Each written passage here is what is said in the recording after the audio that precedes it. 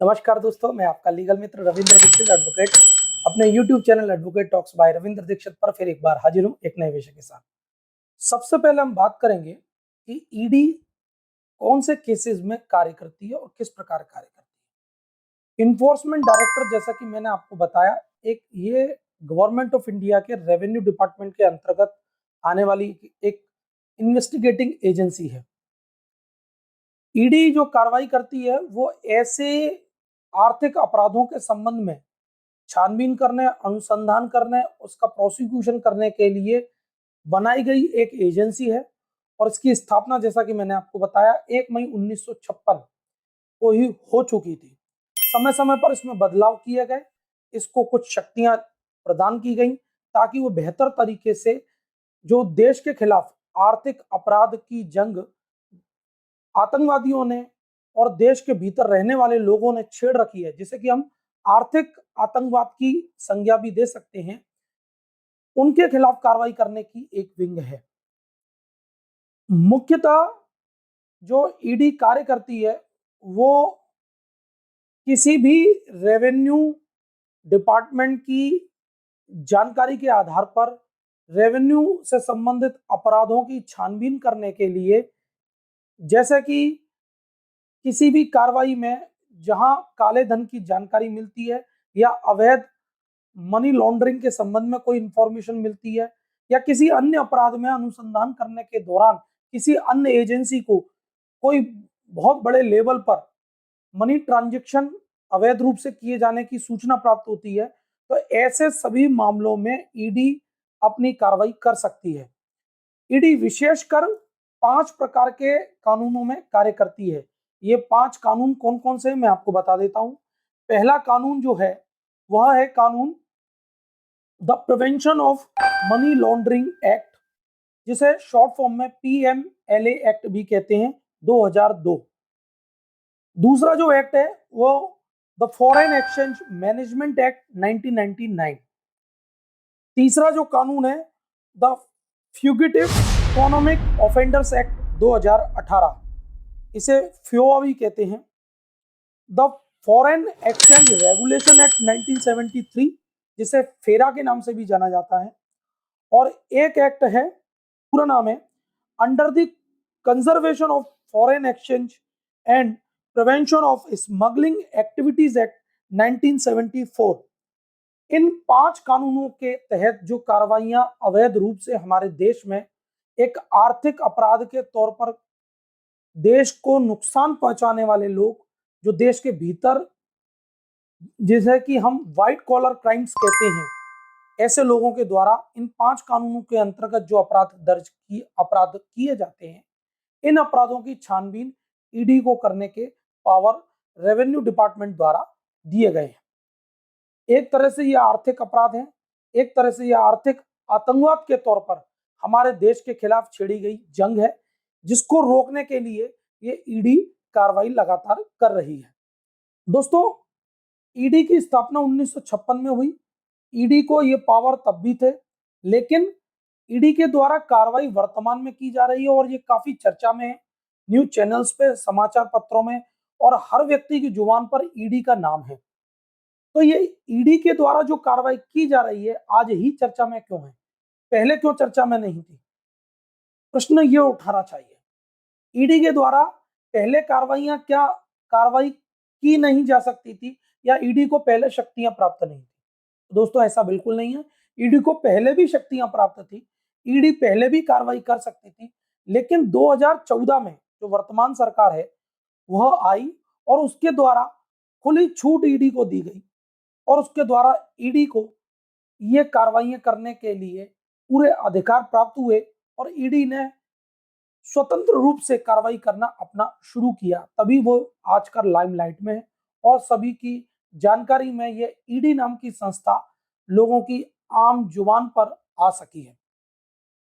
अगर हम ये कहें दूसरे शब्दों में कि वर्तमान सरकार ने जामबंद का रोल अदा किया है और ईडी जैसे हनुमान जी को उनकी शक्तियां याद दिलाई हैं ताकि वो व्हाइट कॉलर क्राइम्स की जांच स्वतंत्र रूप से कर सकें।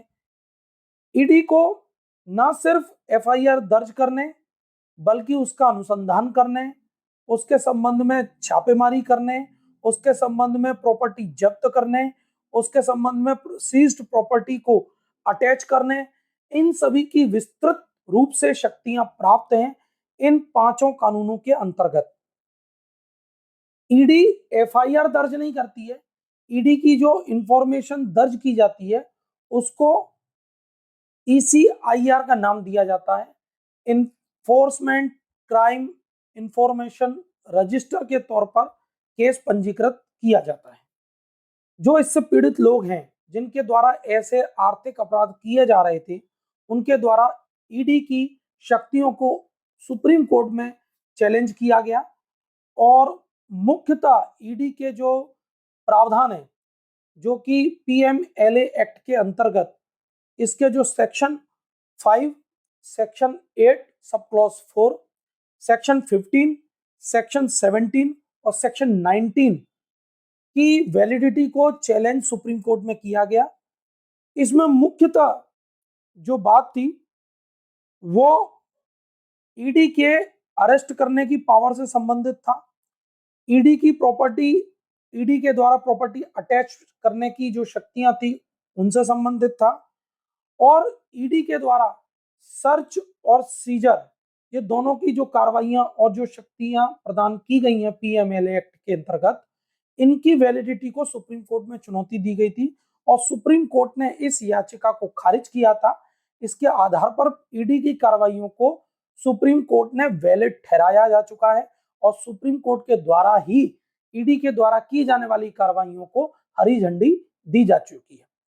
तो जो इस प्रकार लोगों के आगे जो भ्रम फैलाया जा रहा है कि सरकार के कहने पे ईडी कार्रवाई करती है, ऐसा नहीं है। ईडी एक स्वतंत्र एजेंसी है और उसकी इस कार्रवाइयों को सुप्रीम कोर्ट में चैलेंज किया जा चुका है। जिनके खिलाफ पीएमएलए एक्ट के तहत कार्रवाई की गई थी और सुप्रीम कोर्ट ने ईडी की कार्रवाई को वैलिड माना और उसे हरी झंडी दी स्वतंत्र रूप से कार्य करने के लिए। पीएमएलए एक्ट की धारा 17 और 18 ईडी के अधिकारियों को यह पावर देती है कि बिना किसी भी फॉर्मल केस रजिस्टर्ड करे वह केवल इंफॉर्मेशन भर से ऐसे व्यक्ति के खिलाफ सर्च और सीजर की कार्रवाई कर सकती है। तो इस प्रकार धारा 17 और 18 ईडी को काफी मजबूत बनाती है किसी भी ऐसी इंफॉर्मेशन और किसी भी ऐसे काले धन या आर्थिक अपराध करने वाले अपराधियों के खिलाफ जांच करने के लिए, सर्च करने के लिए और सीज करने के लिए प्रॉपर्टी उनको ये विस्तृत रूप से शक्तियां प्रदान करती है। धारा 8 जो है पीएमएलए एक्ट की, वो ईडी को ऐसे आर्थिक अपराध में इन्वॉल्व व्यक्तियों या अपराधियों की प्रॉपर्टी को अटैच करने की शक्तियां प्रदान करती है। तो धारा 8 के तहत ऐसे आर्थिक अपराध करने वाले अपराधियों की प्रॉपर्टी को ईडी अटैच कर सकती है। ये पीएमएलए एक्ट की धारा 8 में प्रावधान दिया गया है।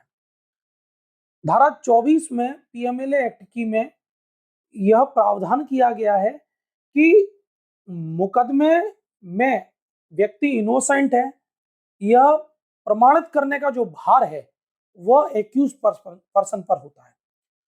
दूसरे शब्दों में कहा जाए, जिस व्यक्ति के खिलाफ इस प्रकार का अपराध पंजीबद्ध किया गया है, जिनके खिलाफ ईडी की कार्रवाई चल रही है, यह जिम्मेदारी उन्हीं पर है, यह सबूत देने का भार उन्हीं पर है कि वो इनोसेंट है। ये 2014 के पूर्व भी ईडी का अस्तित्व था, ईडी कार्रवाई कर सकती थी, लेकिन किसी न किसी कारण से ईडी को इतनी स्वतंत्रता नहीं दी गई थी कि ईडी इस प्रकार की छापेमारी की कार्रवाई, काले धन को पकड़ने की कार्रवाई, प्रॉपर्टी अटैच करने की कार्रवाई, गिरफ्तारी की कार्रवाई कर सके।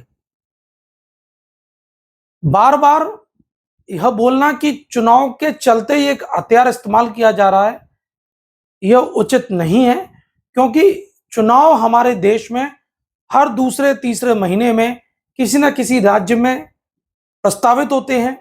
इसीलिए एक देश एक राज्य, एक देश एक चुनाव की कार्रवाई संपादित करने के लिए एक कमेटी का गठन किया गया है पूर्व राष्ट्रपति की अध्यक्षता में। भविष्य में उस योजना की ओर भी सरकार द्वारा कार्रवाई की जाएगी। लेकिन वर्तमान में एजेंसियों का स्वतंत्र रूप से कार्य करना आवश्यक है, ताकि हमारा देश आर्थिक रूप से मजबूत हो सके और विश्व में अपनी एक छाप छोड़ सके। तो भ्रष्टाचार के खिलाफ, काले धन के खिलाफ स्वतंत्र रूप से ईडी जैसे एजेंसियों को कार्य करना आवश्यक है, और उनके कार्य करने में उनकी आलोचना करके हमको बाधा नहीं पहुंचाना चाहिए। तो दोस्तों, आपको मेरा ये वीडियो कैसा लगा? आप इसे लाइक करें, मेरे चैनल को सब्सक्राइब करें, शेयर करें, ताकि ऐसी ही लीगल इंपॉर्टेंट इंफॉर्मेशन समय समय पर मैं आपके लिए लेकर आता रहूं। धन्यवाद दोस्तों। जय हिंद, जय भारत, नमस्कार।